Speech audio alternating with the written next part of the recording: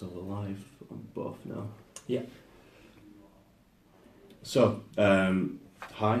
We're here to talk about how to get the most out of your online shop with the themes team, me and Nick. So I'm John. I'm the lead user interface designer at EKM.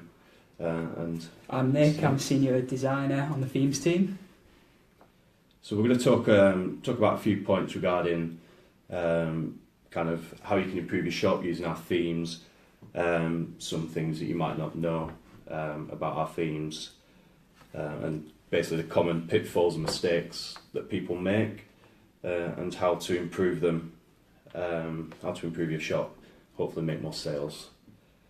So we'll go over basically kind of what we've got, the kind of how important, themes, your theme is and your design when it comes to your online shop. So I guess let's go. Yeah. So how important is design with your online shop? Well, you'll probably know it yourself if you've ever been to an online shop and it's got a pretty dated or kind of crappy design. You doesn't fill you with an awful lot of confidence, and that's the main thing when it comes to your theme on your shop or any shop. If your design doesn't look good or you don't look trustworthy, maybe you've just got kind of a mishmash of different size images, your products are all over the place, your categories are a bit of a mess, doesn't fill people with an awful lot of confidence, and they're not likely to buy from your shop. So that's kind of the main thing, and that's what we're going to cover kind of in today's live event. We'll talk about kind of how important fixing some of the common pitfalls with your theme are, and then talk a bit more about themes on EKM. So I guess we should probably jump into a bit more about our themes. I think I'll let you do some talking. Yeah, no problem. Yeah, so the first big thing about our themes is they're free. That's the main point we want to get across. We offer a wide range of themes that are all built in-house by our design team. We work hard at researching conversion optimized themes. Now what that means is we do a lot of research into the industries, the markets that you might be selling in, and we try to kind of build themes around that. So whether that's having something that's image heavy, or where we kind of the way we do the layouts, or the way we style the navigations, whatever the situation might be, we try to tailor each of our themes in that way. And obviously some of the things we've been doing recently with the themes is we are following the market trends and the way e-commerce is going in general, and we're going to try and provide more and more stylized themes in that way, so you are getting the most up-to-date on-trend themes. Yeah. The kind of our main focus with themes over the last, it's coming up to about 6 months, probably 12 months now. We've been focusing heavily on creating themes that are basically just designed to convert. So I think I kind of touched on this on my last live event with our development guy Nick, and the main point that I kind of made is that we're less focused on creating fancy themes with flowers and floral elements everywhere. And kind of more focused on creating themes that are just clear, easy to understand. So the navigation's the most prominent thing on the site. There's obviously areas for promotional graphics, featured products on the homepage, and the whole idea is we design the themes around guiding people down a certain path, and obviously that path is to buy from your shop. So the more people you get to your product pages and add into your cart and then into your checkout flow, the more money you're going to make. So our new themes are focused primarily on that. Obviously they look nice still, and we're kind of lucky with the way that the design trends are going because it means that we can create kind of minimal flat designs and that focus entirely on conversion rate. So that's kind of like what we've been doing with themes. So yeah, obviously, I think you've already kind of mentioned this, but we do try to make the Ekem themes as kind of customizable as you can, obviously without going beyond a certain point. If we add basically too many colours that are editable, it's quite easy to make a mistake, and your add to cart button, for example, becomes invisible and people can't check out on your shop. So we do offer customizability, but it's within certain boundaries. Yeah, we want to try and give the right pathway, and so you don't make the wrong decisions. We want to almost try and not take it out of your hands, but just hold your hand whilst we're doing that kind of thing, just so you're getting the absolute best experience for your customers who are on your site, because we want them to be able to get to elements like an add to cart button, for example. It needs to be clear, it needs to stand out, it needs to be simple and concise, otherwise people just get frustrated and leave. So stuff like that, we try to be customizable to a point. But yeah, stuff like that, we're trying to make the hard decisions for you with some of them kind of elements. Yeah, I mean, that sometimes doesn't always kind of come across to shop owners and stuff that's kind of our intention. Some people still want kind of the big, loud, florally designs with big banners, and we've kind of shifted our approach to it, which some of the older themes look a bit more designy, and some shop owners want that, and that's not necessarily the best approach. I mean, it does work for some industries, and obviously we kind of tackle it on an industry by industry basis, but for the most part, that's not what we do anymore with the themes. So yeah, that's pretty much an overview of kind of Ekem themes. I did forget to mention that if you've got any questions, you can ask them in the comments, and that's kind of what I'm trying to get on this iPad so we could read them, but it's not working, so we'll figure it out when we get there. So let's just have another go. See if we squint really hard, we can just see. Oh, that was different. Okay, right, we'll turn that off. Technology. Yeah. Awesome. So we'll try and read them on the screen if we can. So, cool. Yeah.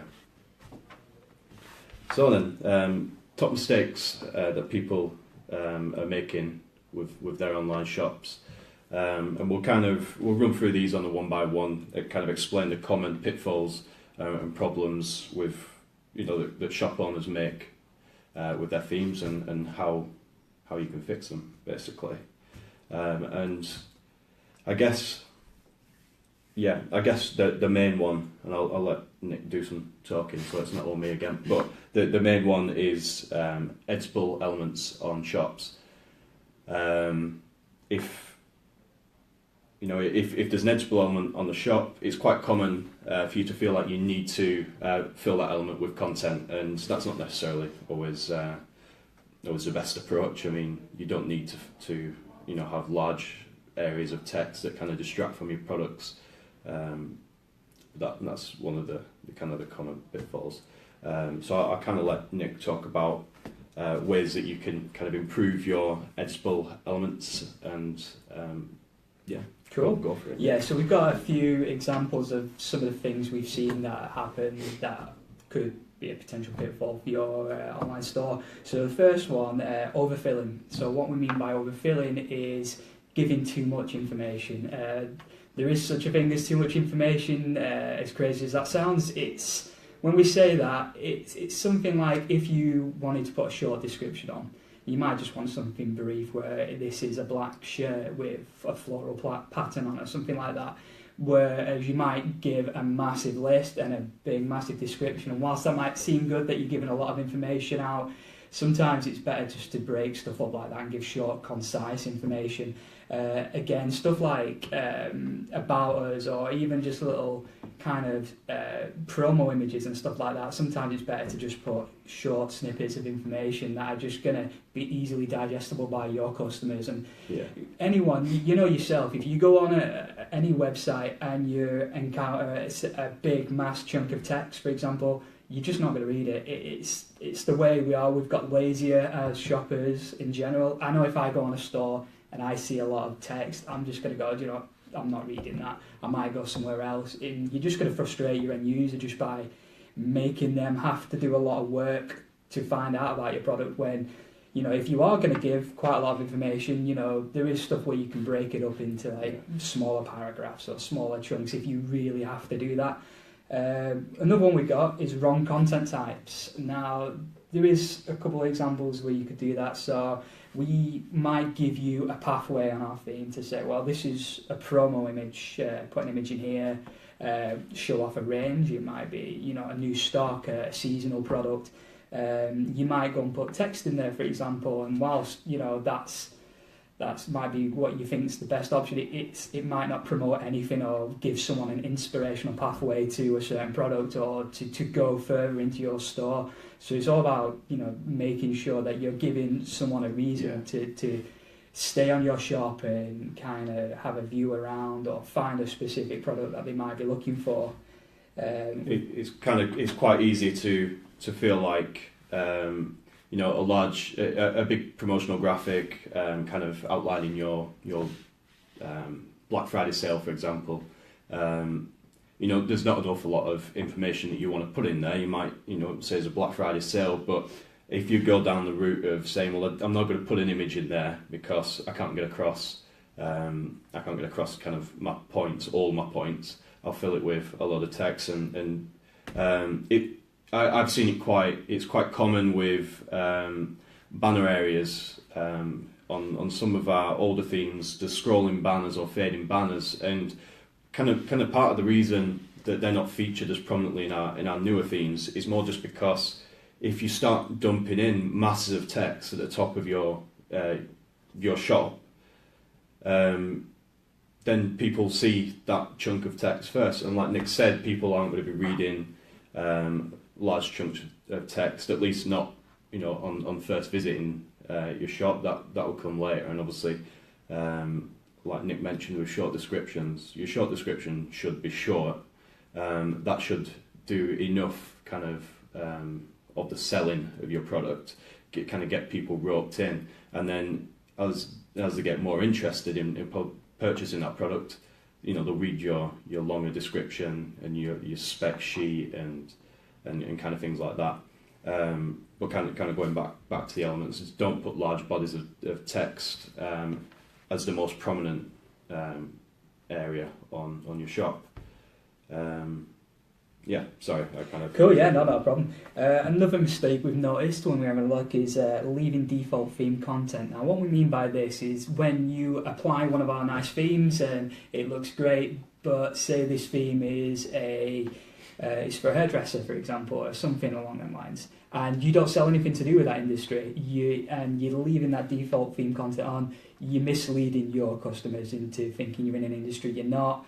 And it's just generally confusing. So it's making sure that when you are choosing a theme or you are selecting a theme, that you are applying the appropriate content for your business. That's just win-win for everyone, because you're going to not confuse or frustrate your customers who are going onto your site. And again, as John was saying before, we're trying to build a trust and a relationship with your customers, so that they trust enough to buy from you and use your services and products. Yeah. So again, it all goes hand in hand. If the message you're sending across is a bit of a mishmash of everything, you're just going to go, well, I'm not too sure I trust you. You're saying you sell car parts, but you've got hairdresser in the banner and all sorts of different things like that. So it's just good to make sure that, again, every element that you have is appropriate to the business you're in. Yeah, and if the default content doesn't fit your business or the products that you sell, just delete the elements. Going back to kind of my original point about seeing a promotional area and just filling it with content for the sake of it, just because it's there. Obviously, all the extra bits that you kind of add to your shop into the different promo areas, the different, even graphics, it doesn't have to just be text, but the more graphics that you add kind of around the sides and on your homepage, distract away from the products that you sell. And obviously for things like sales or like free delivery offers, you know, obviously they have their own benefits in that they kind of push people into buying from your shop and choosing you over your competitors. If you're offering free delivery and your competitors aren't, then yeah, highlight that on your homepage. But don't feel like you've got to fill every promotional area. Kind of do what's right for your business, but don't distract from your products. Now there is a comment which is kind of on this topic or in this area from, is it Nicola? Yeah. What if you're selling a service, not a product? Do the same principles apply? Keep it minimal. Yeah, they do, but obviously we'll use EKM's kind of homepage as an example of that. Yeah, EKM itself is a service. It should. There's obviously text on the homepage of that, but it's very visual. So obviously, if you're selling a service, you're selling one product through your shop, for example. Find the things that make your products unique, your service unique. Write a bit of text about them. Use some icons. I mean, it's not a kind of a common thing for our themes. We don't have an awful lot that kind of do that, do we? We're more kind of items. It's not to say that we shouldn't do, but that's just the way it is at the minute. But obviously, if that becomes more of a demand from kind of our customers, our shop owners, then we can add more themes in that are focused on that. We are going to touch slightly on this topic a little later, so I'm not going to go too much into it. But again, when you're thinking about what your theme should represent with your business, don't be afraid to look what other people are doing that are successful in your industry. Obviously, we can't be too crazy. If you're selling DVDs and Amazon is your kind of benchmark, you can't take too much from that. But you can also look at what other people are doing now. They're using really clean sites with a lot of white space. Is it very minimal? Are they having a lot of tension on the products? Is there a lot of promo images? There's stuff like that you can take, and then you can take that into your theme choices or the kind of decisions you make when you're putting your site together. But we'll touch on that a little bit later. Yeah. But yeah, there is that kind of thing. So don't be afraid to see what else is out there just because you're sharing a marketplace with someone else. Don't be afraid to have a look and see what else is out there and if it's working for them, because sometimes there's no point kind of reinventing the wheel when you've got a lot of users who are going to a certain place and they're used to this style already. There's nothing wrong with kind of capitalising on that as well. Yeah, it's not copying. It's getting inspiration from your competitors, and obviously pick competitors that are kind of better at you than some things. You don't have to kind of live in the belief that you're the best at everything that you do. I mean, you are compared to from some of the other shops around, but obviously with your competitors, go take ideas from the successful ones and what they're doing right. Add, if for example you're selling fashion items, it's quite common these days for people to buy more than they want, get that delivered to the house, and then send back whatever doesn't fit or what they don't like, and it's quite common for fashion websites now to be offering free returns and free delivery. Free returns. That's something you can take away. I mean, that's less about design, but take ideas away from your competitors, apply them where it's appropriate, but kind of don't do yourself out of business with it. And if you do implement things like free returns, and that's a big selling point for like your fashion website, then going back to the elements point, editable areas on your shop, promote it. That's a selling point. That's what customers are going to be looking for. Promote that. It helps drive people down kind of the path to buying from your shop. Is there any unique selling point you have? Shout Yeah. it from the rooftops. It's only going to be a benefit to you. Yeah. I don't know if that answers your question, Nicola, but if not, just ask again and we'll try again. Right, next. That was number one. So, so we've got another point. Yeah. Image resizing and optimization within Elements. This is another kind of a big one that we've kind of tried to tackle internally, but we'll talk about the problem that's kind of plaguing some shop owners, and that's kind of in banner areas, for example, uploading an image that's huge, like maybe taking a picture on your phone and uploading it to your banner area without resizing it. Is going to mean that your customers visiting your shop have to download a 3 meg image, 3 megabyte image, which even on desktop with a fast fibre connection can still take longer than it should, and you've kind of seen it on shops before that aren't making use of image optimizations, where the banners sort of stagger in. It's really easy to fix as well. Yes, there's so many online resources now. I mean, literally, if you put in Google image resizer, you can do that manually if you really wanted to. Again, this all kind of goes hand in hand to what we were saying before about giving your customers the best user experience. If someone goes on your site and it takes an absolute age to load, they're just going to get frustrated. They'll leave. They'll go to the next site, the next result in Google, whatever that might be.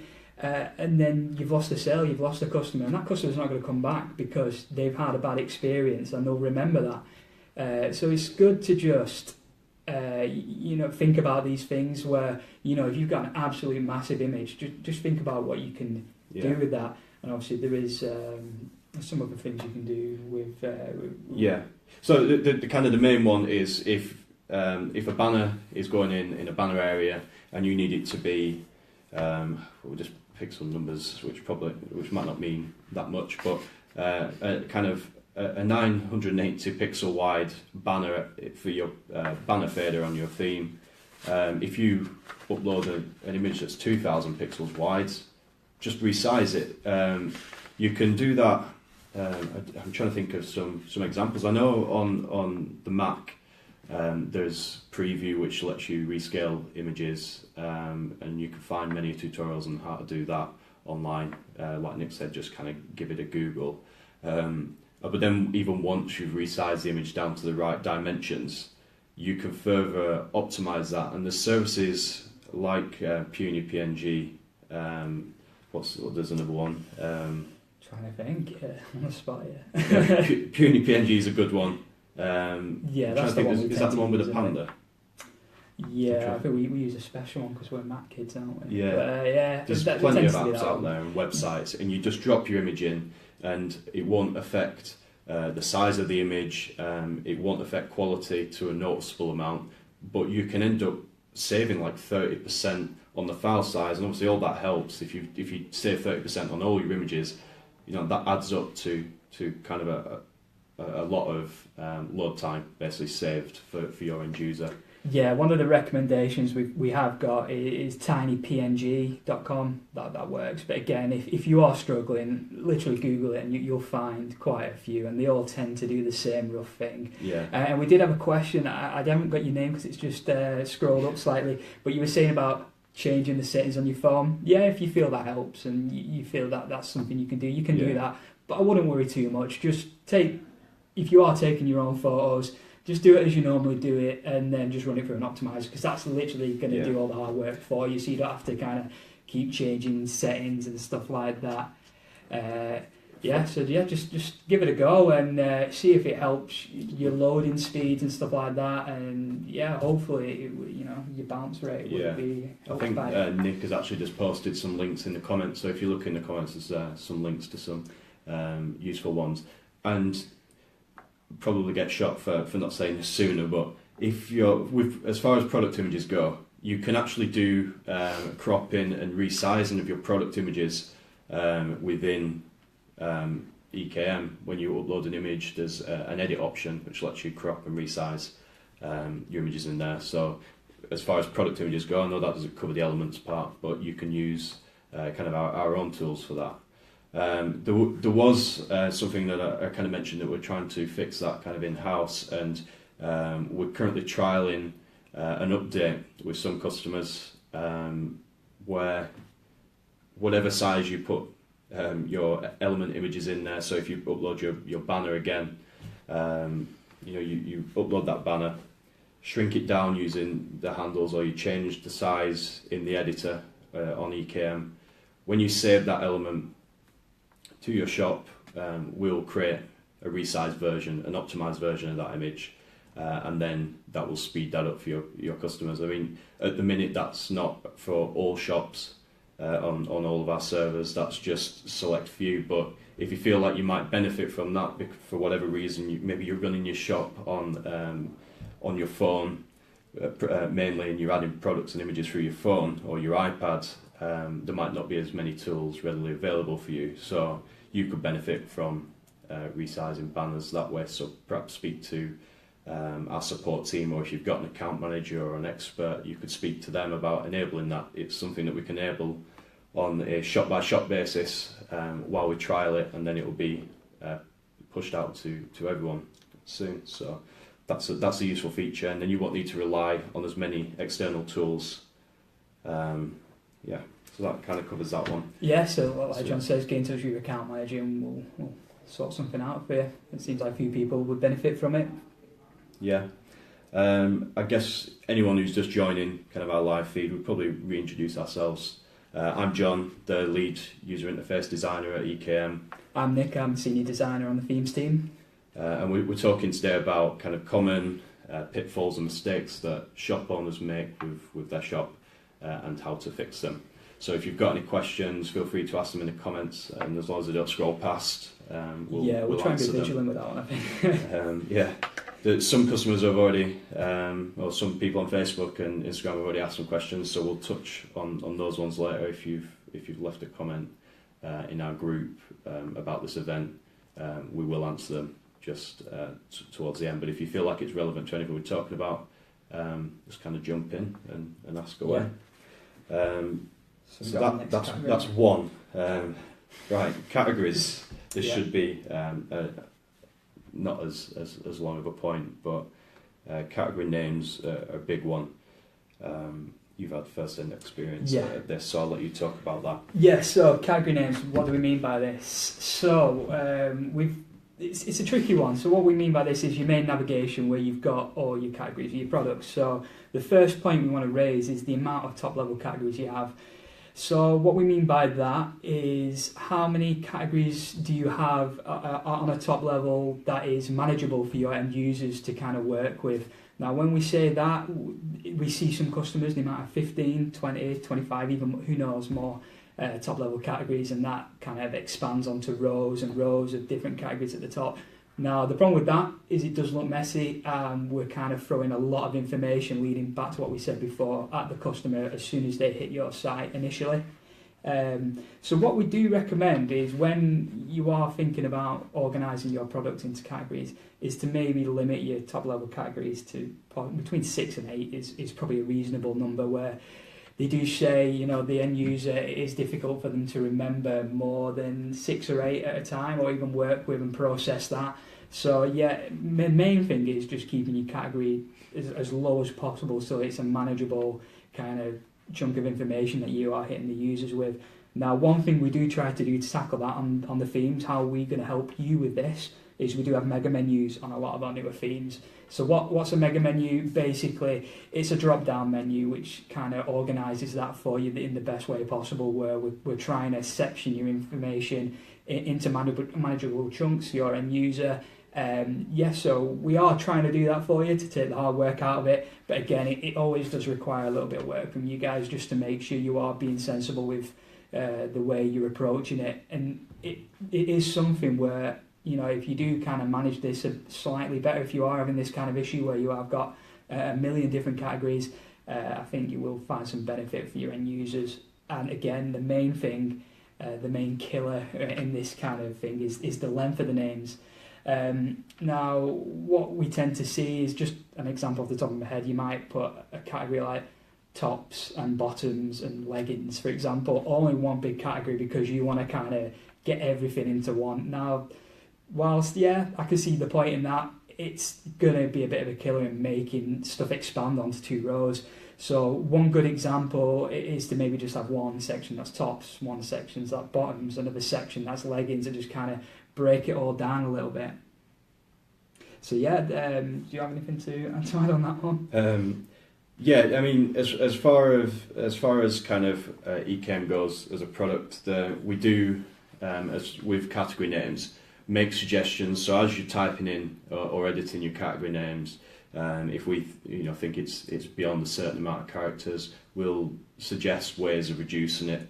I guess on that topic as well, because of the other suggestions, we're kind of making interface, which is where I kind of concentrate most of my time. Things like some shops will put all the category names in block capitals, and that's not the easiest. It's not easy to read category names when they're in capitals. So we kind of make suggestions about fixing that, and when you do that, you enter all of your. If you enter your category name in all caps, there's a little button that appears that says fix it, and it kind of cases it nicely. There's other things for reducing the length, perhaps replacing ands, for example, with ampersands. There's a button for that fixes that, and kind of ultimately the number of categories. I mean, it doesn't.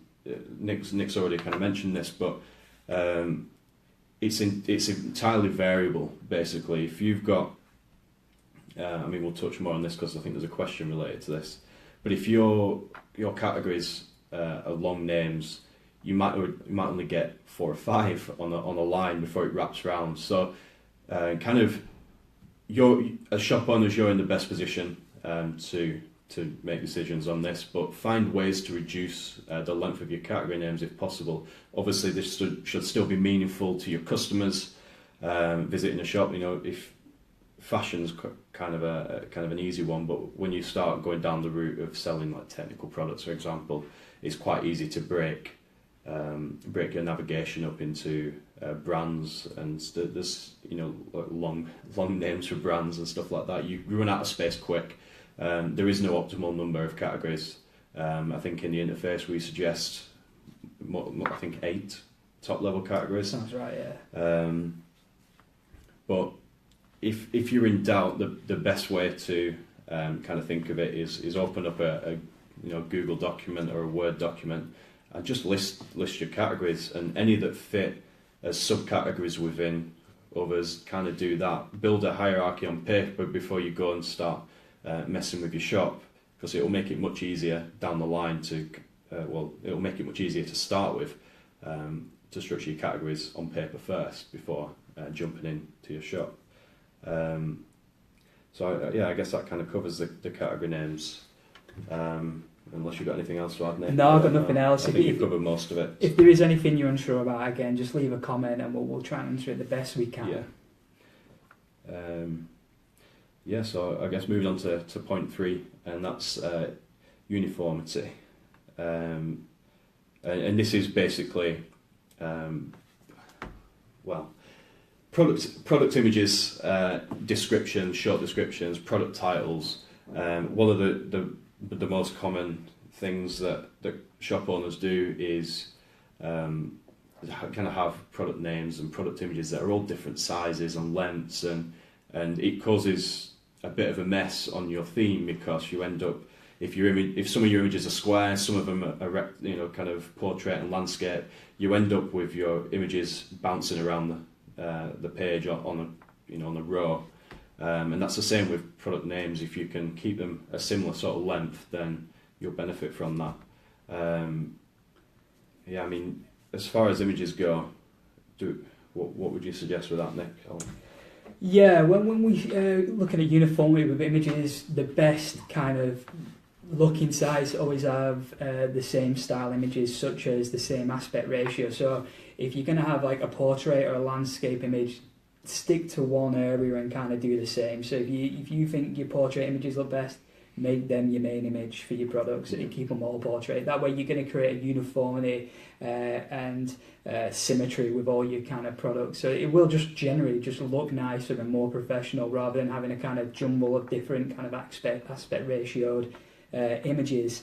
And again, just where you can to try and keep a theme going with your business, just so it doesn't look too all over the place. So yeah, that's the one main thing I'd probably add when we're doing images. Just stick to one kind of size and kind of utilise that throughout your site. Yeah, I think we do it on our blog. I think there's a guide for kind of I think it's taking better pictures, but I'm sure there's a part on kind of editing your photos there. Kind of touching on the industries with fashion websites, you tend to get most of your images in portrait, whereas it's not as common, but sometimes landscape images are appropriate, or square images is what we've always suggested, because if you make all your images square, you kind of can't go wrong with that. Yeah. They'll look uniform, they'll match. There is some kind of we do tend to sometimes do this on a theme by theme basis as well. Like we might make a theme where it's kind of aimed towards fashion, for example, and we might say, well, the most common use of an image here is a portrait image, because you might want to show a dress from the neckline to the ankles, for example, if it's a long dress for you. So we might do that, and that's again leads back to where we do industry research, saying this is where this feature is going to be best utilised in this area. So there are exceptions, but in general, if you stick to one kind of size, whether that's a square or whatever, again, it's going to be something that's going to benefit you. Just whilst I remember, because the questions keep coming in and going off, evolution mode, can you review the changes? Yeah, they build everything in a test shop first. So they build it in a test environment, and then you get to approve the changes before they go live. So if you are unsure, just check with them before you approve anything. But they do that as a habit. So they're not just going to set something live without you kind of seeing it first. You can go and have a look at that and see what's what. There were some customers who were some shop owners who were missing the emails that the EvoMod team was sending out. If you've had suggestions and you didn't get an email, that now when you log into your shop, there'll be a banner at the top that kind of tells you you've got pending changes, and a button there that'll take you to kind of list of what those guys are suggesting.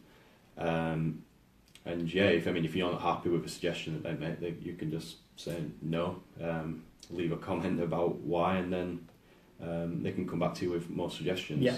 You don't have to approve everything. You kind of improve the changes on a per change basis. So yeah, that's a good point. If you've got a shop and the our EvoMod team have kind of made suggestions, go and have a look. They won't make any changes without your approval. They'll do that on kind of a test shop first. Yeah, and again, leading back to product images, if you check the comments on this feed, you'll see that there's a pretty cool blog, how to take some great product images. So again, we are giving you some information on how you can improve the overall look of your product images. And again, check it out if you're unsure. Yeah. I think that kind of covers that covers product images. Product naming, that's a bit more difficult because it depends on the products that you sell. Going back to kind of technical products, and if you're selling computer parts and things around computers, then you might end up with brands and models, even TVs, stuff like that. The model numbers aren't great, so you could end up with those pushing your product titles out, but they're kind of important things to have in your product title. Obviously, we're not saying all the information has to be in a product title. Definitely don't do that, because that can be avoided. The title of the product should do a pretty good job of kind of explaining what the product is, and if possible, trying to guide people into clicking through to that product to read more information. And kind of going back to what we said earlier on about short descriptions, write a short description that sells the product, that sells whatever you're selling. If it's a TV, mention the image quality, whether it's a 4K display or kind of the contrast ratios and things like that in your short description, the things that kind of sell the product, and then in your full description you can go and talk about all the spec for the TV. Kind of keep the two things separate. It's quite common for shop owners to add short descriptions that aren't short at all, and people simply won't read them if they're on the category list, for example. I'll let you read that question.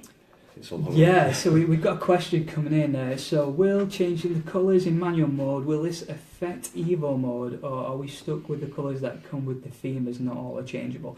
So there's two answers to that really. No, it won't change what Evo mode are doing because they work in a test environment, so that's a ways from your shop, so we're not going to make any changes that are going to affect your live site. So we do that just for the safe and just to make sure we're not going to cause any issues for you. So no, don't worry, it's not going to affect them for the most part. It's fine. Just if you feel you want to change a colour, don't feel you can't do that because you're currently having Evo mode done. We can always work with that down the line. Yeah. And again, are you stuck with the colours as some aren't changeable? Yeah, we don't make every element changeable on themes just because we don't want to lead you down the wrong path. There might be something where, let's say, the background of the navigation, we might say, well, okay, this is the best colours for making this stand out, for making it readable, for it being accessible for every user, whether they have a disability or anything like that. We might want to give you that as a pathway to say this is the right way to do it. Yeah. And we don't want you to make a mistake because at the end of the day, we want you to be successful. So we try and take some of the options away. Again, we will only make certain things able to change colour that are going to be applicable. So again, it's on a theme by theme basis. So you just have to kind of see where you are with that. And again, if there is something you're not too happy with it, just speak to your account manager. It might be something we can do for you, and take it from there. But yeah, there will be some occasions where we do kind of force the colours on you. But again, it's only because we've done the research and we've kind of looked into the best options for that. Again, with usability and accessibility in mind. A good example of kind of that rigidity is in the checkout flow. If you've ever gone into there to change the colours of the checkout, the continue button, you can change the background colour of the continue button, but you can't change the text colour, and that's deliberately done that way so that because the button's got to be on a white background and the text on the button is white. If you start going for kind of lighter colours on the button for the background of the button, it's going to become less and less readable as a text, and that's deliberately done that way so that you use higher contrast, brighter colours that will stand off the white background, and the white text within the button will automatically stand off that colour. Then, some people had mentioned at the time we released a new checkout, like that was a bit odd that you could change the background colour and the text, and it was purely deliberate for the reason kind of Nick said. We kind of know how to manipulate colour editability so that you can't break your own shop, you can't ruin the flow for your customers from start to finish. Obviously, if you know your industries better and we're not completely rigid, if you can edit the colours on your shop, we don't recommend going into custom mode. But that option does exist, and I think it's Meg who's left a question in the group earlier on regarding colours. So we'll talk more about that then, and about going into custom mode. So we'll come back to kind of this question and the one that you left earlier. Right, point 4. So we're nearly there. I mean, yeah, we've been going a while. This is kind of.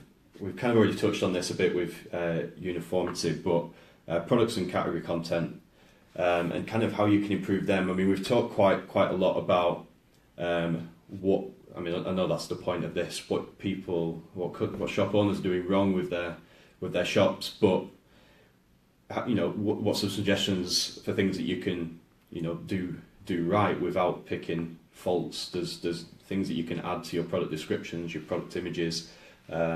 That will help you sell more products. So I think for this one, if we talk more about kind of the positives there instead of you've done that wrong, so kind of fix it.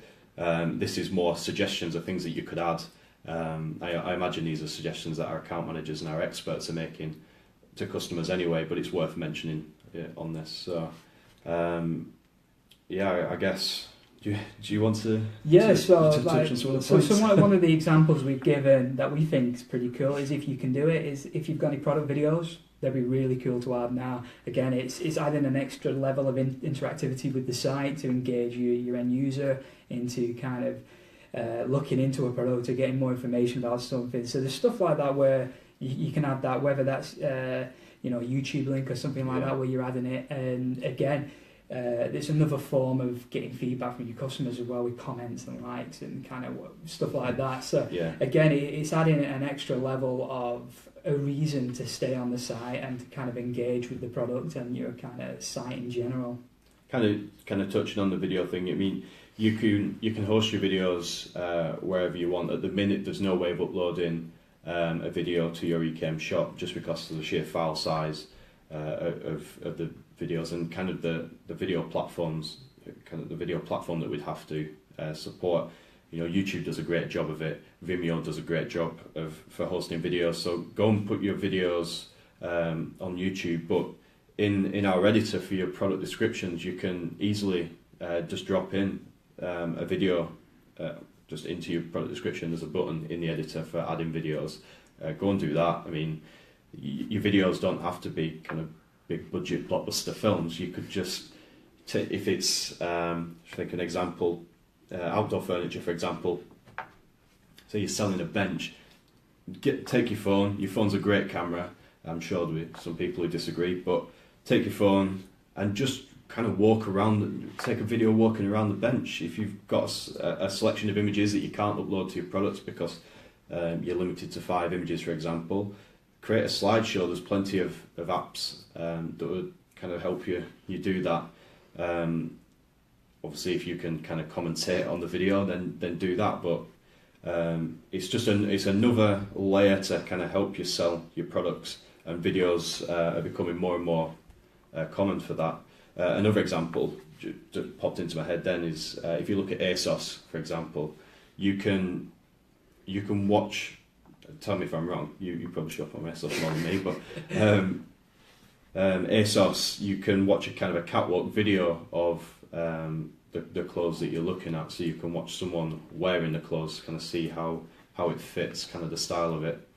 I mean, that's unique. If you're selling products, if you're selling fashion products or watches, for example, then there's plenty of things like that you can do. It could be anything. Like you could be a butcher selling sausages or something. You want to show the freshness of it, and yeah, it could be absolutely anything. And again, it leads into kind of the social aspect of it, where your video might get shared, it might go viral, you might get new customers through that revenue. So there's no kind of disadvantages to doing it. And again, if you compete with other people that are doing it, it's good to kind of try and keep up. And again, most mobile phones will film really high quality videos, so you've got the technology right in your hand. That's the kind of the sausage example does sound like a bit of an odd one, but we do have some shops on Ecamm that are selling meat. So it kind of, as far as sausages go film the farm or the animals. Build a story behind your product, even if it's pigs. Yeah, some sort of inspirational pathway to try and get a sale. Yeah, no one's saying you're going to have to get celebrities to star in your videos. Mark Wahlberg, for example. You don't need to get him in there, but just create them as cheaply as possible if they work out for you. Maybe it's worth investing more into a kind of a better camera or someone to produce the videos for you. So yeah, that's kind of videos. I think that's. Just moving into it, it's just kind of, if you have relevant content, there's no harm in adding it, like technical specs, for example, add attributes. This is a feature we offer when you are putting in your product information, so utilise it the best you can. A TV, going back to that example, if you're going to sell a TV and it has 3D, it has 4K, it has every bell and whistle, go and tell your user about that. And there is an attribute section which will lay it out nicely in the appropriate area for you, so you're not kind of clogging up. Again, going back to short descriptions, you're not clogging up that area. It's in its own separate kind of place where it's going to be seen should someone be interested in that product. Again, just if you've got that information there, add it and just be as kind of informative as you can be with your products. We've got FAQs for products. Yeah, again, if you feel there's some stuff like frequently asked questions, if you don't know what that means, FAQ, if you feel you've got information that you could pass on, it might be something, is this TV 3D? Yes, it is. You know, you're answering a question and you're kind of preventing someone from kind of asking a question and then going away from your site and forgetting they're ever there. So you're getting the question answered before they have a reason to leave and forget about you. And the last point we've got is don't add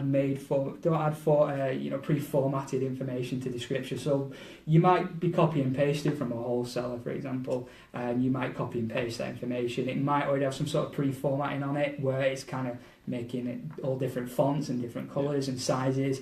Again, there is a little button in the WYSIWYG editor where you can just kind of unformat everything and it'll then go back to the default styling of the theme. And again, it's going back to everything we say, uniformity.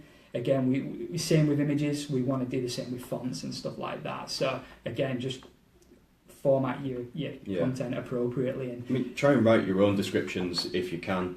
But obviously, if you are copying from other sites, you're likely to take their fonts and their colours with you. So you can like Nick said, strip that out of your descriptions. Still make areas of your text bold. You know, use lists and stuff like that, but don't change the fonts of your descriptions if you can avoid it, and don't change the colours so that the big like garish red colours saying that you've got a special offer. You can still add that, but kind of make it look pretty and kind of focus on making your descriptions all the same in terms of style. Cool, right, well, we'll go on to point 5 then, as I don't know how much time we've got left. Yeah, that's a good question. As the electric might go out, I don't know. Right, okay, so we've got mobile themes, which again, you've been asking a few questions about already, so it's probably going to be a good topic to approach. And because John is the main man, I'll let you talk about mobile themes. There was actually just there's still a question there from Mig again. Oh no, sorry, it was the person above. I didn't catch your name, but talking about kind of our mobile theme, this will fit perfectly into this little section. So things to avoid forgetting with your Ecamm shop, and it's so common to visit an Ecamm shop on your mobile phone and see that the theme's still using the kind of the default colours. It doesn't have a logo. The content on the homepage is either non-existent or a bit all over the place. So I wanted to kind of touch on that with regards to our current mobile theme. Because around it's quickly approaching 50%, and I know for some shops it's way above 50%. It entirely depends on your industry, but for kind of Ecamm customers as a whole, it's around 40%. I think at the minute is mobile transactions. So it's definitely a place that you should be focusing on, even if it's just going as far as opening up your site on your phone.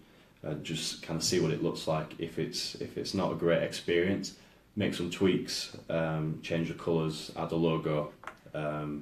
So the kind of the first thing that you should probably go and do with your mobile shop, if you've not done any work on it, is add category images. And this is a question that comes from support quite a bit, and that's, you can upload a category image when you create a category, but it's not awfully obvious where that goes, and mobile, it uses that consistently. So on your mobile theme, when you visit that, there'll be your category image. So whatever image you upload for your category, again, keep it consistent, the same ratios and same sizes and the same styles as Nick said.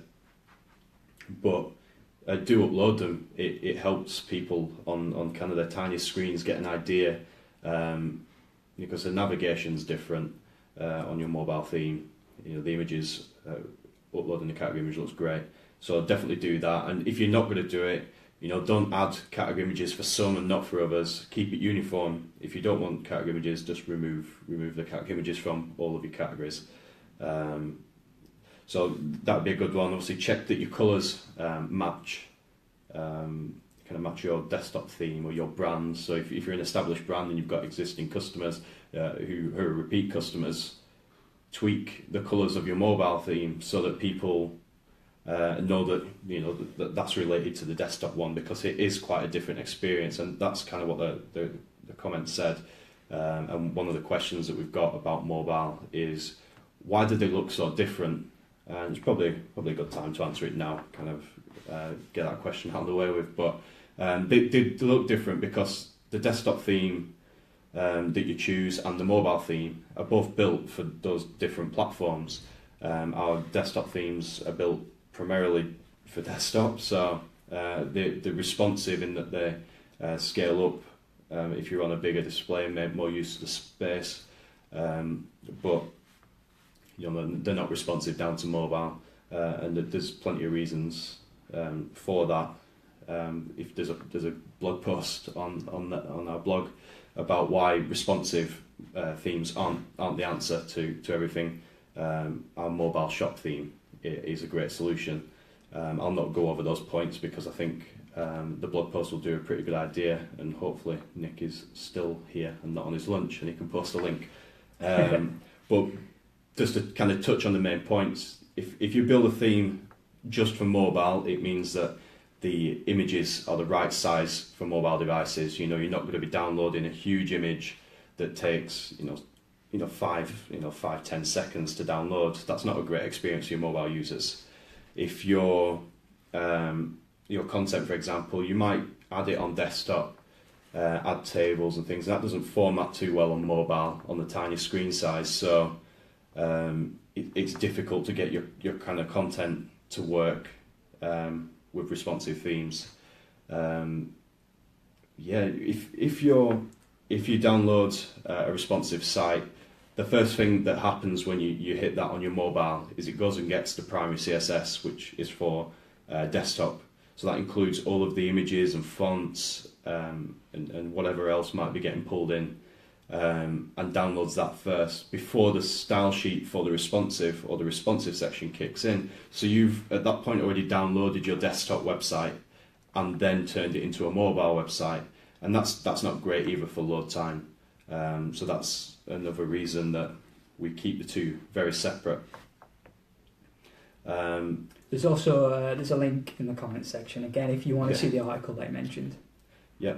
Definitely check that article out. It kind of highlights all the points that I've just kind of muddled through then. But another question about mobile.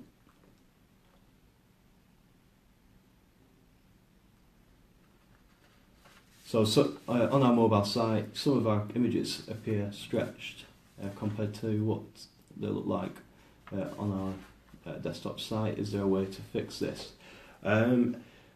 Your images shouldn't look stretched. If they do, I suggest kind of getting in touch with us and we can look into that more, because that shouldn't be a kind of a thing that happens on the mobile theme. It should keep the same kind of ratio. Obviously, it will shrink them down, but they should never kind of skew the ratios and stretch that out. So definitely get in touch with us and we can look into fixing that if it's an issue. Kind of again, I'll let you talk. So the next thing we wanted to say is, why would you pick a theme over a custom theme, or even going into what we call custom mode and kind of changing things that way?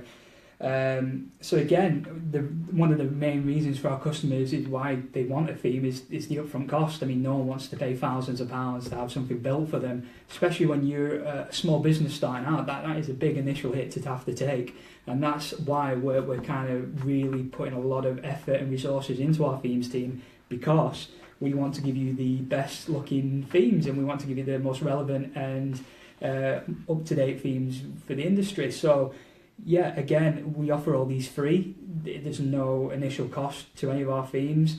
There's other competitors that do charge for that privilege, and it's hundreds and hundreds of pounds, and we don't do that. So it's one of the things we do want to get across. We've got a lot of exciting new themes to come over the next couple of months. So again, if you are on the fence slightly, you're not sure what theme you want, there is a lot coming. And again, so just keep your eyes out on what's kind of happening there.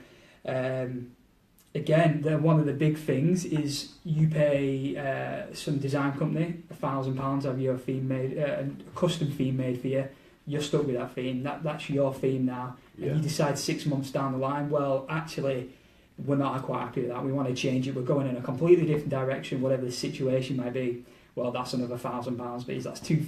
You're paying double just to change it. Yeah. We don't do that. You can switch your theme whenever you want, whenever you feel like, whether that's a seasonal thing or you're doing it once every 6 months or once every 12 months. You can do that, and it's not going to cost you a penny. Like I said, the only thing you've got to do is just look and find the one that you like best. Yeah. As far as cost goes, just quickly, because if you're on, we've kind of clocked over the hour mark. But if you're on Instagram, it's going to go off. We'll try and restart that so that you don't kind of miss anything. I don't know whether we let that tick over, but we can touch on the point. As far as cost goes, it might seem logical that a custom design built specifically for you. Let's just do this. Sorry. Yeah, I'll let you have a play. I'll carry on with this. Yeah. So again, custom design, you might think, well, a custom design, it's clearly got to be some better than something that's free. Not always the case, because what we do with our themes in general is we always make sure they're up to date. There's always someone looking at a theme. So what we mean by that is we have a team of in-house designers who are always looking over that theme. Is this theme relevant? Is this theme working? Is there any bugs? Is the code up to date? We're always periodically changing that. Now, just to put it into example for you, just some like real-time information, some like insider knowledge. We do check every theme 6 months. So we know that if you choose a theme, it's going to be checked by a professional at least twice a year to make sure that's working. And if there is a bug in that in the meantime, they'll be fixed every single week. So in that case, there's always a set of eyes at least looking at it. And if there is a problem with a pre-selected theme that you're working on, it's going to be fixed within a week, because that's just the way we do things. We want things to kind of move along and be working for you, giving you the best chance. Yeah. Again, we want to hammer home, themes are free, and new ones are always being added. We are in the process of adding some really cool new stuff. I'm sure you'll see if you just keep a hold of our marketing channels, like we have Facebook, Instagram, all that kind of thing. Just keep looking, and we'll be releasing new stuff every month, so just keep an eye out, and you might see your next favourite theme. Yeah, I think that covers pretty much everything regarding kind of the custom themes and whether you should choose a custom theme over our free themes. Kind of the point I was going to make before I had to switch Instagram back on was that our themes would cost thousands of pounds if you were to get them bespoke. Yeah. But yeah, we offer them free because they can benefit a wider audience. So, our tens of thousands of customers can benefit from those themes then. But yeah, I think you did. Yeah. I just thought I'd touch on that again. Now we're kind of moving on to some questions that people have asked before and during as well. So if you've got any questions, feel free to kind of fire them into the comments, and we'll answer these now. So these are questions that come from customers via our support team. What are some of the best practices when adding images to my shop? Now I think we've kind of covered this a little bit. Yeah, just go back to what I said earlier. Yeah, basically consistent styles, consistent ratios and orientation, meaning either pick a square image, portrait image, or a landscape image. Just be consistent and make sure that all your images match that, or at least per category match that, so that when they're in the list they're not staggered all over the place. Going back to what we were saying before about elements, especially banner elements, that's one of the most important things. You want to give someone a really good impression from the start whenever they visit your site. So there's a couple of examples now. If you're struggling to get images, maybe what you're taking on your mobile phone isn't so great. There is some sites out there. Again, feel free to Google them, but the ones we like to use as designers, which is some more insider knowledge, is we use Pexels and Unsplash. If you just give them a Google, you can get free high quality stock images that you can use for free on your themes. And again, these are professionally taken images, so you're just giving off a really good impression. There's thousands there as well. There's a lot of images on there. I mean, they're not going to be perfect for everyone in every industry, but they're a good starting point. Again, hopefully, if Nick's still watching this and it's not going for his lunch, then there's those are Pexels and Unsplash. There is a website called thestocks.im, which is kind of it correlates all of all of the free photo websites. Yeah, And that's another one, great yeah. one. Again, I think Nix has put them into Honestly, the comments now. Regardless of what business you're in, I'm pretty sure you'll find something that you like. It's really, really good. Obviously, don't download the image and upload it in its raw format to your shop, because some of those images are really high quality, and you'll just end up slowing down your site. Still scale them down using some of the tools that are mentioned in the comments from before, and when our update for automatic image optimization comes out in the future, that will obviously automatically rescale those images and optimize them for your customers. Yeah, just to mention briefly, we won't go too much into this, but if you are struggling, you're thinking, well, how can I edit images myself? You might want to learn it a little bit more. There is some programs like GIMP, which is available, which is kind of like a Photoshop equivalent, the free version of it. But yeah, so it's kind of like Photoshop, but you can just manipulate and resize images if you really want to in that way. Yeah. And there's plenty of tutorials on YouTube and stuff like that. And again, if you have the money there is stuff like Photoshop, which you can buy on a monthly subscription, which I think is about 15 quid these days. So you have got a few options there if you feel you want to do it yourself. And again, we have posted some links in the comments if you are kind of struggling for information. Again, there is an online photo editor actually, which is in there. So yeah, check that out if you are struggling. Yeah. So kind of next question. I think there's another question, but it'll scroll in a minute. So I'll let you ask that question. Cool. The second one is, what is the optimum amount of categories I should have in my shop, and does it matter? Again, just hammering home the point we made earlier. We recommend no more than 8 top-level categories for your navigation. Just don't bombard your kind of customers with a lot of information going into it. And again, it should just be nice to kind of just have everything organised and just have like a nice, manageable amount of content there. Yeah. Again, it does depend on the theme and the navigation, so you might have to change the way you edit it depending on the theme. But again, most of our modern themes, if you are going to choose one of our better modern themes, they will be able to handle this. And 8 top-level categories with reasonable category names should be able to handle it quite easy. So again, just have a look. And again, hammering home the point, if you don't like one of the themes that you're on and you think that it's actually not for me, you can change it for free. We've got a lot of themes to choose from. So again, you can switch for free and just try and find the one that kind of matches your needs. There was an update that went out last week that actually makes the selecting of themes and kind of seeing the newest ones first a lot easier. There's now a featured section, so they're our most popular or our newest themes. But if you can't find a theme in there that you like, you can sort it by industry. So whatever industry you fit into, hopefully there's that mentioned there.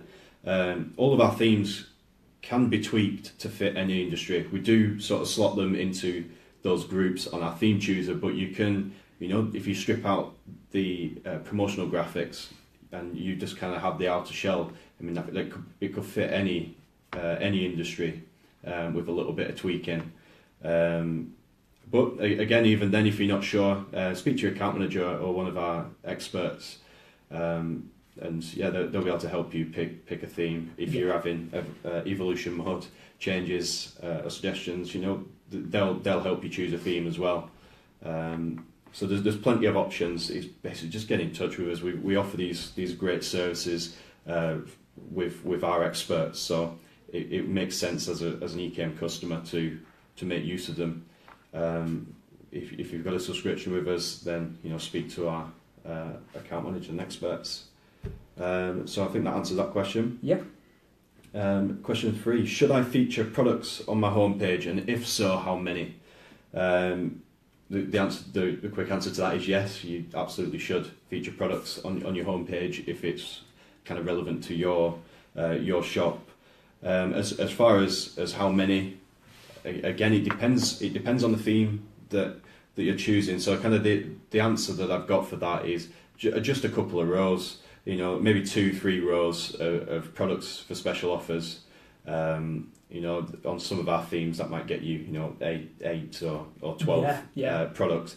That's a good number, and it's useful because customers viewing the products that are featured on your shop, your special offers, if they've stumbled across your website either through recommendation or just clicked kind of a link in Google, those products will do a really good job of establishing what it is that you sell, kind of the products that you're selling, and in Canada, variety. So if you could put a variety of products in there and not just all the same, if you've got a sale on, put some different products from different categories, maybe your most popular products, and they'll help people kind of establish the types of products that you sell.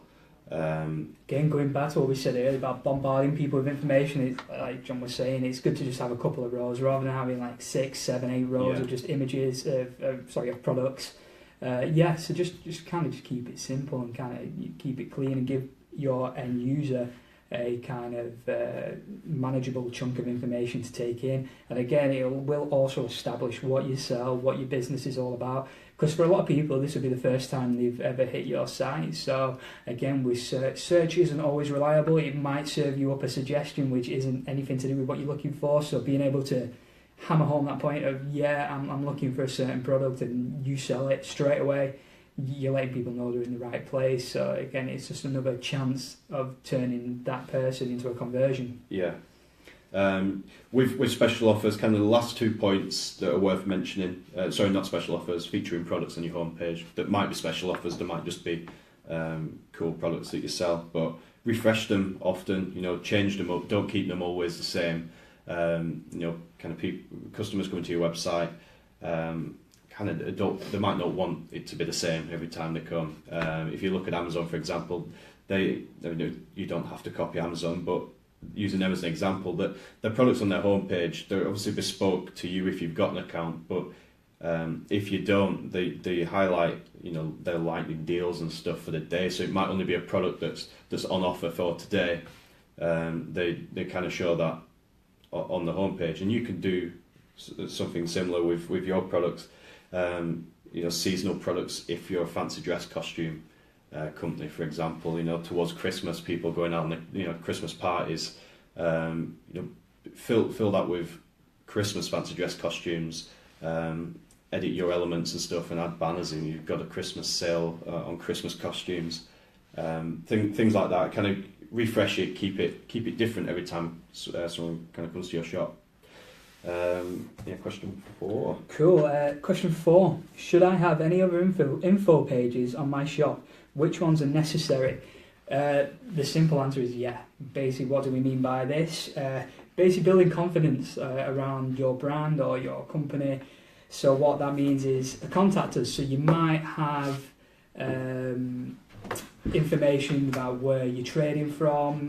Do you have a brick and mortar store? You might want to give that information. Again, stuff like that says, well, okay, these guys aren't trying to scam me. They're not trying to pull the wool over my eyes. They are a legitimate company, which again is a big concern with security these days. So yeah, stuff like that. And again, about us, telling an inspirational story about how you got started. You might be able to drive people towards your business that way.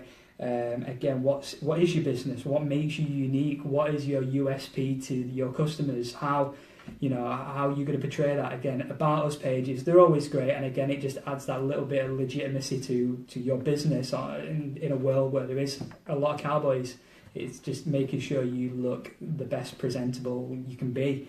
And again, delivery and returns, because I know for a fact if I'm looking on a store and they don't offer free delivery, I'm probably not going to order from you. So it's stuff like that. So if me personally, I look straight for information like delivery and returns. Can I return an item if it doesn't fit, it's not right, stuff like that. So just again with this, just it's all about common sense. Really. Just only tell the information that needs to be told. You don't need a million pages with different information. Again, a little bit of information will suffice about us, delivery and returns, and then maybe a couple more if you really feel you need to get like a loyalty point scheme across, or you might have careers to offer someone, that kind of thing. But yeah, just keep it relevant and to the point really, and just take it from there. With about us as an example, put images in there. If you started off as a little family run business from your garage, then why not show a picture of your garage, or kind of how your small operation has scaled up into a big one. You kind of use those pages to establish your business and gain trust with your customers. Yeah, adding humanity to the business. There's a human touch to it. It's not just a machine picking something from a Exactly, warehouse. yeah. And, you know, a lot of our customers are going to be people that are doing this from home. So yeah, if you're making a handmade product, for example, you've got a wicked story to tell about each item's different, it's all custom and unique and Yeah. stuff like that. So, you know, use your business to your advantage when you're telling that story. Yeah, people like to buy from people. Obviously, Amazon's great that you can get things next day, but if purchasing from your shop affects, you know, a family and it's kind of helping your business grow, your small business, then some, you know, people will buy from you. Especially like Nick said, if your products are unique and you kind of sell that story, then that's great. I mean, that's useful information to put on your shop. There is a question from Mig again, saying, would using stock images affect Google rankings? Now, I kind of guess with that one, we should probably have clarified a bit earlier when we mentioned those stock image websites. You know, don't go grab an image from there and just upload it straight to your shop. Kind of customize it a bit, add some. If it's for a banner promotion, for example, and you've got a Christmas sale and you've got a picture of a Santa or something like that, you need to add text. You need to kind of sell it as a banner and not just a placeholder image.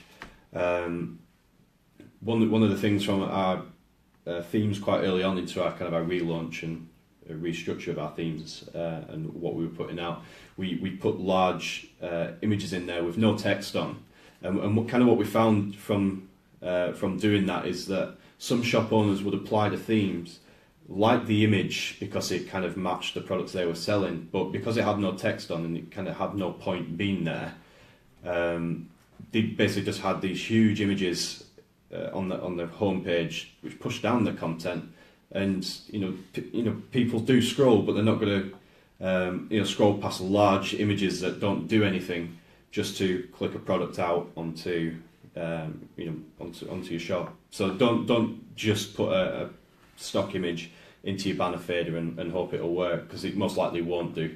Do customize it. I mean, so it goes back to like inspirational paths again, giving someone a reason to click on it. If you just like put an image up, there's no reason to necessarily click that image. But again, if you say, well, this product has got 50% off this week, you're giving someone a reason to click that because they're going to save money and they might want this product. So it's giving people a reason to just dress it up the best you can, really. And again, there is links on in this for where you can get like image editing tools and stuff like that, and just try and do the best you can, really. Again, we do have experts who can kind of lead you in that path as well, to where you might be able to get them tools if you miss anything from this as well. Yeah. Great. So we're getting through these questions now. Cool. Yeah. Number 5 is, how should I decide on a colour scheme for my shop? So yeah, as we mentioned earlier, don't be afraid to look at what other people are doing. Obviously, there's exceptions. You might not want to look at what Amazon are doing because it's just crazy to expect to compete with that kind of thing. But if you've got competitors where they're using a certain colour scheme, it's very white. There's certain colours used to kind of accent different things. It might be a good idea to go in that example rather than to go on the other end of the spectrum and go, well, I'm going to make it black, red, and yellow because it's going to stand out, which doesn't work at all. So yeah, just look at what your competitors are doing. Again, colours should always match the style of the product. So if you're selling something that's luxurious, you're selling watches, for example, you might want to use like a gold or something to kind of represent some luxury. It just depends. Again, every industry is different, but again, keep it to the styling of your product. So if you are selling a high ticket item, you're going to want to portray a high ticket visual. So you don't want it to look cheap, because that's not, you're giving mixed messages to your customers. Yeah, luxury products should look luxury. The design should kind of match the products that you sell, and that goes back to kind of one of the earlier points that we mentioned when we started this live stream. You need to establish trust with your customers, and your design is the most important thing with that, really. You can sell as many products as you want, but if your design doesn't match the products that you're selling, whether the style is just wrong. If you're selling luxury products and you're using kind of a fun, colourful, quirky theme, the two things don't go together. Your customers visiting your shop are going to see that, and they're just going to go to a competitor. If it doesn't match, you've lost that customer. So yeah, picking the colours that match your products is really important. Now, there's plenty of tools online that do that. I mean, the ones that we use in house when designing the themes. I use Adobe Colors, which is a free service if you just got to create an account with Adobe, but it's a free service, and basically they're just colour swatches, great colours that go together. Go and get inspiration from those. If you want a luxury kind of style. We've got 20 years of experience between us, and we still use these sites to get inspired as well. The Adobe Colors is really cool. I'm sure if Nick's not gone on his lunch yet, he'll put a link in. Another one I personally like as well is LOL Colors, which gives you kind of raindrops of little colour swatches together to give you inspiration. And again, these are really cool because you might be like, I'm wondering what colour I want to put for my add to cart button to make it stand out. Again, you can see how these colours might pop off a white background and stuff like that. And again, giving you a visual as to see what's going into it is really cool. So yeah, hopefully we'll get some links up. But again, if not, just Google Adobe Colors or LOL Colors, or even just any colour swatch inspiration. You'll get something that'll be able to help you out. There's another one that I've used as well. Same concept, but it doesn't help to have some variety, and that's Colour Hunt. The Google, I think Nick's posted in the comments now, the links in the comments, so feel free to kind of look through them. But if you're selling luxury products, using that example, go find a dark colour scheme that kind of fits with that, and it's your own. You can use those colours however you want. Create your own colour schemes if you want, but use those tools as kind of a springboard into how you're going to make your shop look. And you can do all this on EKM in test mode. You can basically create a copy of your shop and then edit it, and it won't affect your live site. So that's a great way to experiment with things like colours and your theme. If you want to change your theme, go and do it on the test version first. That's in the settings section of your shop. In the admin section, so go and do that. Try a few colours out. Show your friends. Get opinions. Post it on Facebook and get people's opinions on the colour scheme. If they don't think that the colour scheme you chose matches luxury products, then they could tell you, and you can tweak that as you need to do. Next cool. question. Yeah, question 6. Should I use a sliding banner in my shop? And I think we had a comment about it before. Yeah. So there's no right or wrong answer to this one. Only use it if you feel you really need to use it. There's positives and negatives to using a sliding banner. So you've got the positives, of course, which is you might have multiple offers that you want to get across. So you might have a sale, you might have a seasonal offer, whatever it might be. You can kind of make a few different sliding banners to do that and to get that point across. Again, when using a sliding banner, we do recommend that you don't just leave it bare, like you just upload an image or a bit of text and just leave it. Again, giving someone an inspirational pathway to making a conversion. So stuff like offers, discounts, seasonal sales, seasonal events, special events. It could be anything, but again, give them a reason to click through or to engage with that content. And no one says that has to be a sliding banner either. I mean, you could, if you've got a seasonal promotion on, then just use one banner, and then after that offer's finished, if you don't have anything to kind of fill that with, just get rid of it, because if it's not offering any value afterwards, if it's just talking about free delivery when you've already got a promotion, a promotional graphic for free delivery, get rid of it. It's just another distraction. Yeah, I mean, stuff like a good example is Black Friday. You're not going to want anyone going anywhere else on your site other than these Black Friday deals. This is your one day of the year to kind of ramp everything up for this big event. And again, having just one banner completely focused with no other distractions is going to lead people down that way. And again, there is an industry term that we do use called banner blindness, where if you have, let's say you've got 4 different slides, there's no guarantee someone's going to stick around long enough to even get to slide 2. So again, if you've got a really important message, make it your first slide or even your only slide, and just kind of just focus on that one or maybe 2 things at most, because no one's going to sit there and slide through each thing. It's just we're all kind of super time conscious people these days, so it's just worth bearing that in mind. Yeah, absolutely. Yeah. And again, always link your banners up as well. If you've got a page, link it up, because giving people the easiest route to your products is just going to be it's easy. You're saving time for your customers. That as far as kind of the EKM goes and the interface, we have been working on making this a lot easier for banner sliders and just promotional graphics in general. It's going to be much easier to add a sliding banner that kind of tick all the boxes as far as user research goes. I can't say when that's coming. It's coming soon, but it will be a case of you won't have to deal with the editor that lets you put text and and all that kind of stuff in. You can just go and upload an image, tell it where the banner needs to go, because you must be linking all of your banners, and then that's it. It will be dead straightforward moving forward. So keep an eye out for kind of that update. Question 7. So how do I find themes with specific features such as a dynamic menu, and can I filter by features?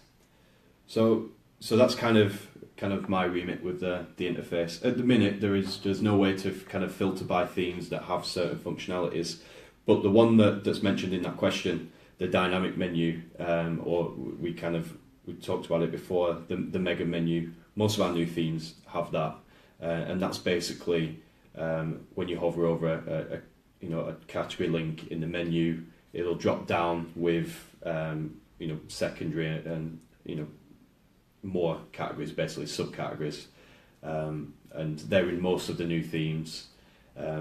If they're not in a new theme, there's probably a reason for it, and it's just that it didn't really fit with the industry we were designing the theme around. But yeah, to answer the question, or half the question, there isn't a way of filtering yet in the back end of EKM, but most of our themes do offer dynamic menus. So question 8. Again, the mobile, so I'll answer this one. Why is the mobile theme so different to my desktop one? And we touched on this again earlier. They're both built for different purposes, so I kind of not go over the same thing again. But if basically just do a bit of work with your mobile site. If you don't feel like it matches your desktop site, change the colours, add a logo, make sure that there's content on the homepage. Just check it as a customer would on your phone. And if you don't find it easy to check out, then you might need to do some work on your theme. We kind of can talk about, because I talked about this on my last live session, but with EKM, the mobile theme is going to get a big update soon. We're currently going through user testing, that we just completed the user testing on our mobile theme, and we're really happy with how it's turning out. We're currently making tweaks and we're having to make changes, but there is a new mobile theme coming out. It will allow you to add things like editable areas, which we know you can't at the minute, and that's one of the things that we get asked about quite a bit. You'll be able to add text content to the homepage, and it will just look a lot newer, kind of fit with kind of the modern styles of mobile shops. When we have something to show you, we'll kind of post that on our social channels like Instagram and Facebook. So keep an eye out for that, and hopefully in more and more live sessions we can kind of we can talk more about mobile as we're getting closer to releasing it.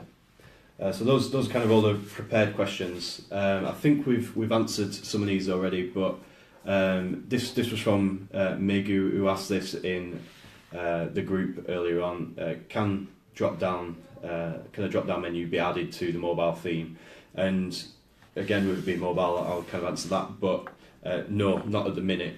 At the minute, there's only the slide-out navigation and the category navigation on the home page. Those are the options for kind of your mobile navigation. And the reason we chose those options is just because when that theme was released, and even now that's a common navigation system for mobile.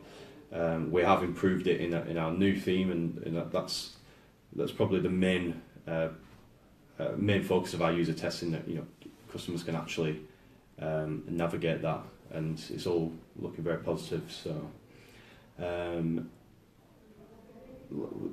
one more question: if we make colour changes to the code, will this affect updates? So if you put your theme into custom mode, as soon as you've gone into custom mode, unfortunately that means that you won't get kind of any more updates, such as like if we add new features to the shop, it will you'll get some updates in the back end of your shop, but the theme won't continue to get updates.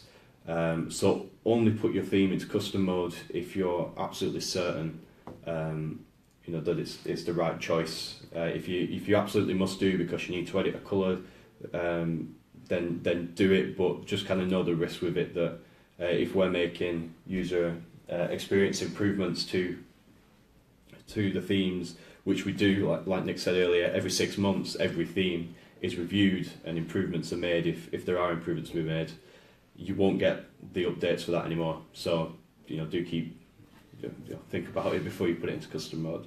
We do have another solution kind of in the works for that, and it'll be much easier for you to add code, your own custom CSS, into the theme without putting it into custom mode. That's still a work in progress, but we do kind of have things planned for fixing that. So again, keep an eye out for it.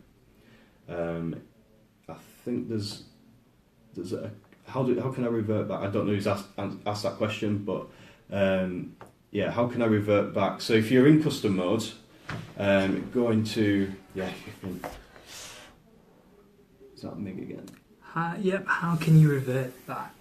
Yeah, so if you put your theme into custom mode, go into the design section, and on the edit button for your theme, there should be an option to revert it back. Obviously, if the code's been changed too much, that option might not be available, but get in touch with us. We can help it. Speak to your account manager if you've got one, or one of our experts on our customer support team, and they'll be able to help you out where they can. So I think that's kind of... That's all the questions we've got, yeah. It was a bit longer than we'd expected, but we've had some great questions from you guys, so thanks for that, and no doubt we'll probably be back answering more questions. That's it, yeah. So if you did like it, let us know, leave a comment, give us a like. If you've got any questions you want us to look at, if we do this again, just let us know, and if there's enough demand, we'll definitely do it again. Even if after this has already kind of aired, leave a comment. We'll still monitor the comments and answer any questions that you've got, so feel free. That's great. Thanks for watching. Take care.